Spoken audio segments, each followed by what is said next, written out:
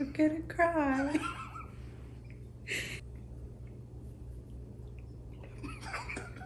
I'm not What crying. the fuck? Wasn't expecting that. Are you alright? What the shit? Yeah, I'm good. Are you okay? You look alright.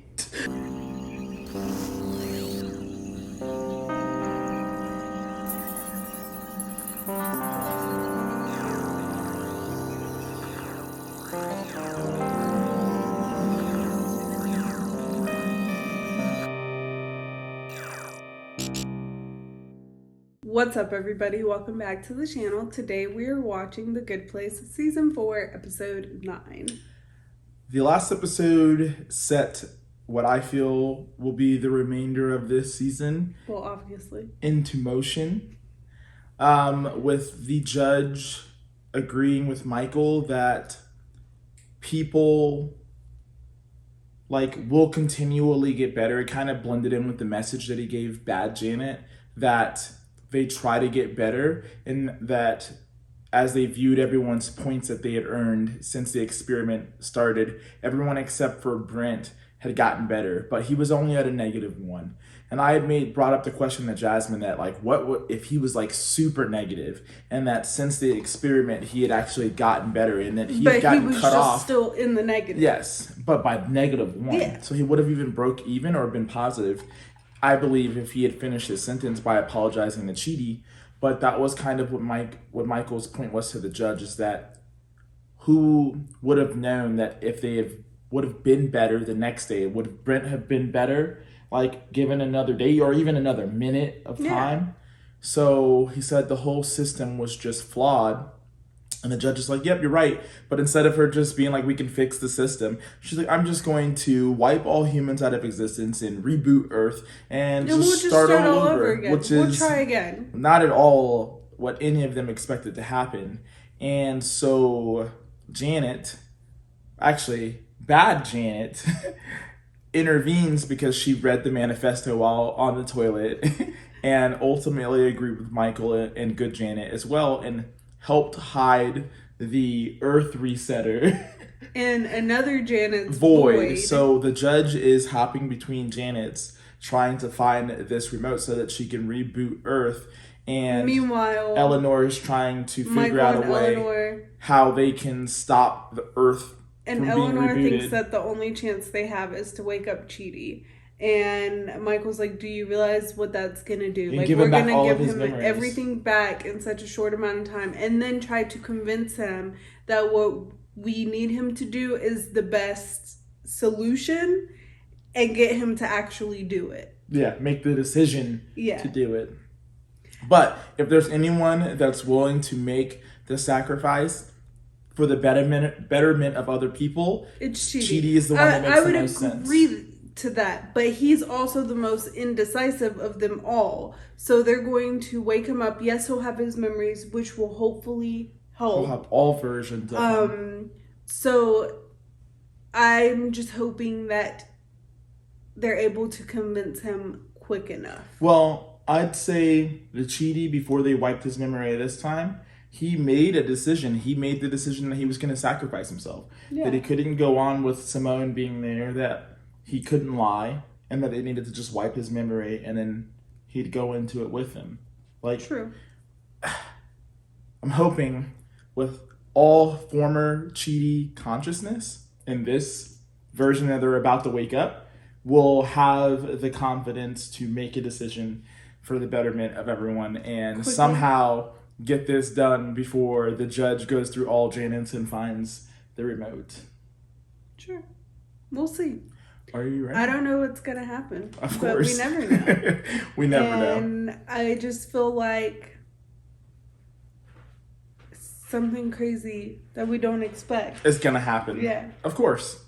But that's about it. That's only expectations I have. Are you ready? Yeah. Okay. Let's start it. Not in this, Janet.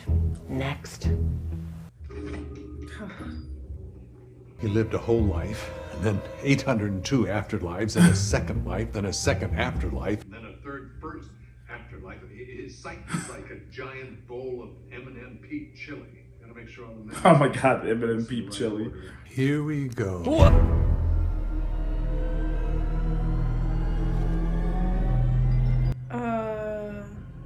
Oh, you can see it forming. Oh, that's awesome. Is this gonna be a Chidi episode? I hope so, because I was always curious about his family. Uh-oh. Looks like he has a tummy ache. Uh-oh. Chidi. Oh, I want a little baby. No, you don't. We already had two. I do. You don't. I wish I could have infinite amount of babies. Dare you bring that up again? You're always at the university. How about you show some interest in someone who didn't die? Was his father a philosopher? Good morning, Chidi. Would you like some breakfast? I have a presentation. Here's the syllabus. Why should not get divorced? My lecture will take approximately 55 minutes. Let's begin, shall we? It worked? Perfectly. They're happy again, Uzo. Okay. They're even talking about getting me a puppy. I proved. They're not gonna stay together. Always find the answer. If you just read enough books and think hard enough, you can figure out the answer to any question. I know you're really smart, but that sounds wrong. Children, please take a seat. Here's a perfect example. Where to sit.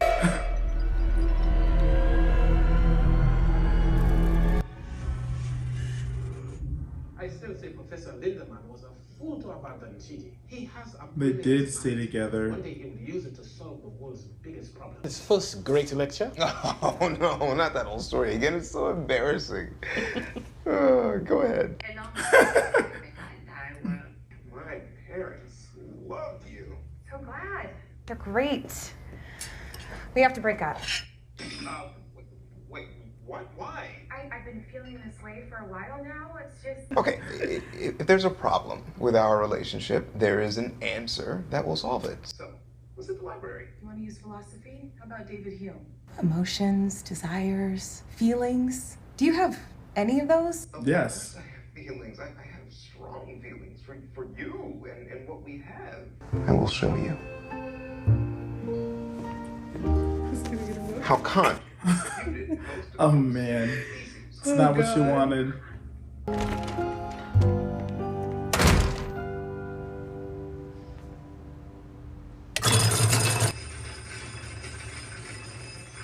So, what do you think? I think it's 3,600 pages. I have a family. Until I had to read this, I had a will to live. This book is not the same tangled web of inscrutability. Some things in life don't have an answer. Isn't that what Alessandra was saying? Isn't that what your advisor said too? Isn't that what everyone who knows you has said to you at every waking moment of your life? Okay, I can figure this out. I just need to find the answer for how to impress He's not Alessandra. listening. A separate answer for how to impress my advisor, or ideally, one answer for how to impress them both. Oh, you know what this calls for? Don't say it. If you won't listen to other people, do you at least hear what you're saying? I swear, sometimes it is literally impossible to be your friend. You're incapable of making a single decision. Look, what's the harm in taking a few extra minutes to find the perfect... Yeah.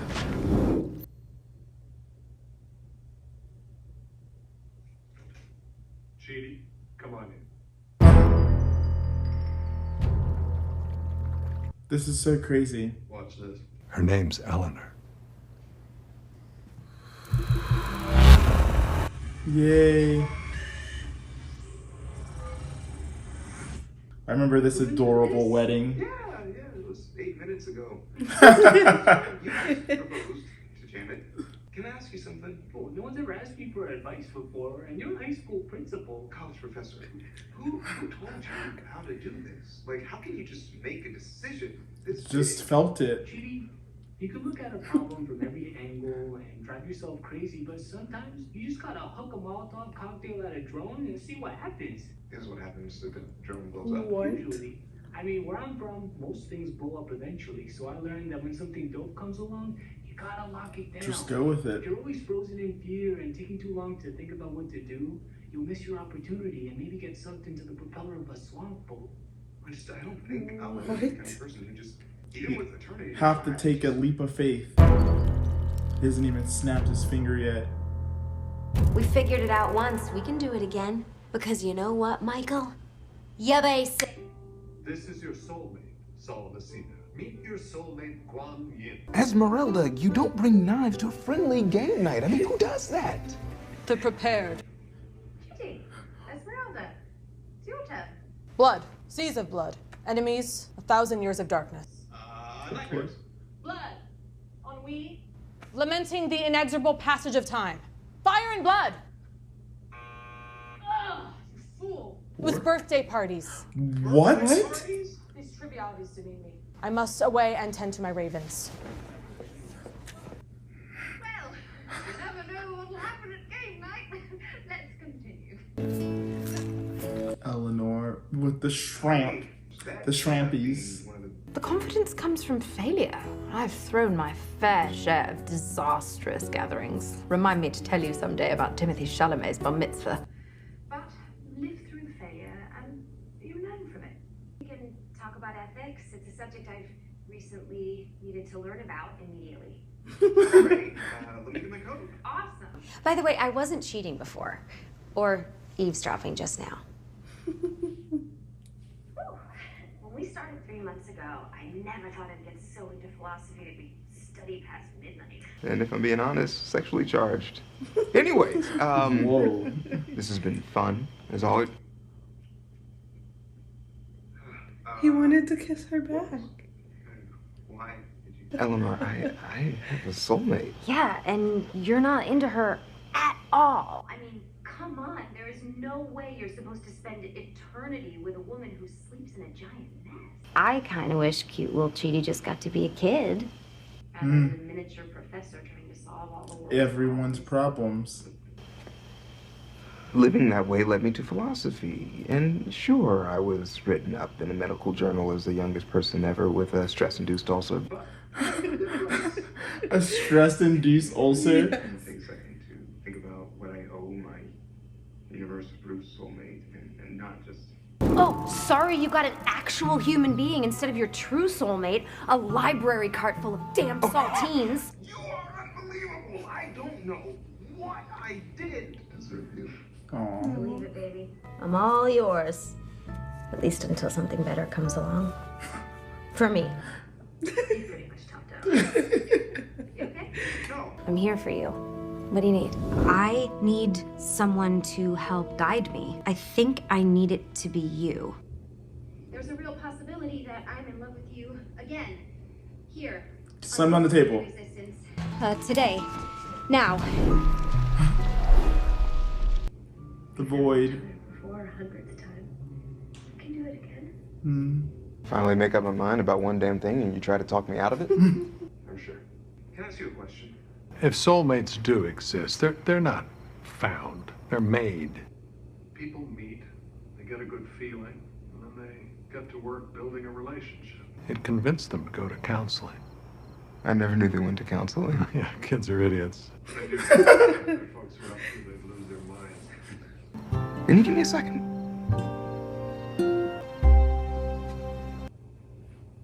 What's he gonna do? Janet? Hi.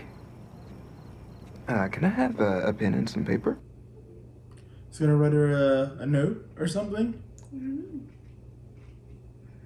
don't know if I'll see you again, or what I'll remember if I do. But if we do cross paths again, can you get this back to me? Of course.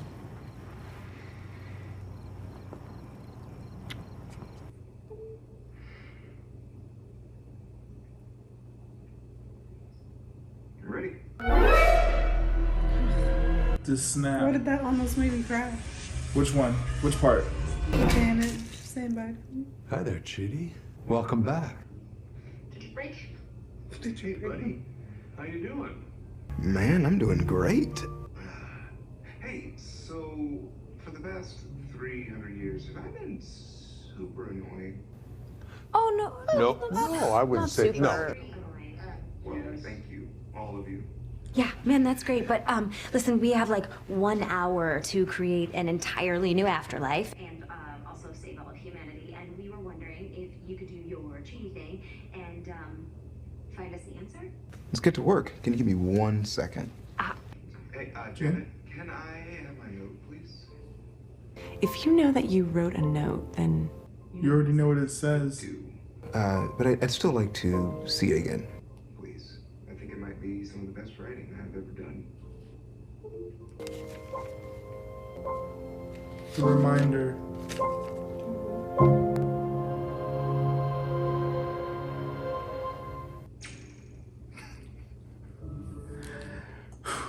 I'm gonna cry.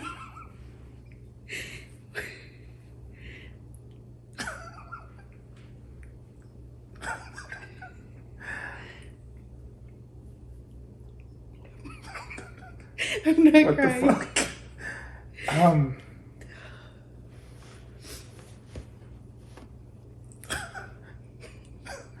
I have goosebumps, and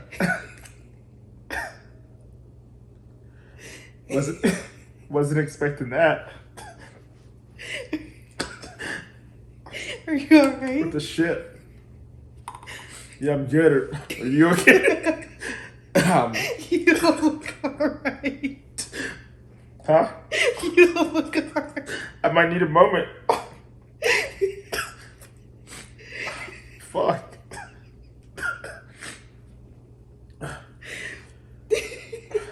Shit. Okay. I think I'm okay. Hold on. I was not expecting that.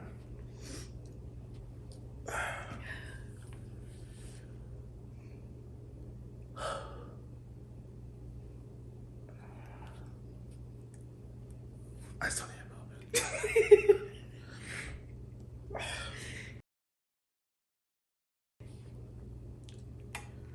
Okay, I just Totally not expecting to cry. no. As I try to wrap my mind around that episode, they kept talking to him about the emotion. Like, he was always so logical and looking for the answer and researching logical the perfect answer to things. And I would say that the note to himself and the reminder is that the emotion for him, or the answer to it, is Eleanor for him. Like, that I feel like she's the been other the part, only one that's been able to help get him the through emotions out of him that he has never had, because he always thinks about stuff so logically, which is what makes him have a hard time deciding yes or no, or whatever else the case may be. Like, he can't make decisions because he wants to go into it based on logic.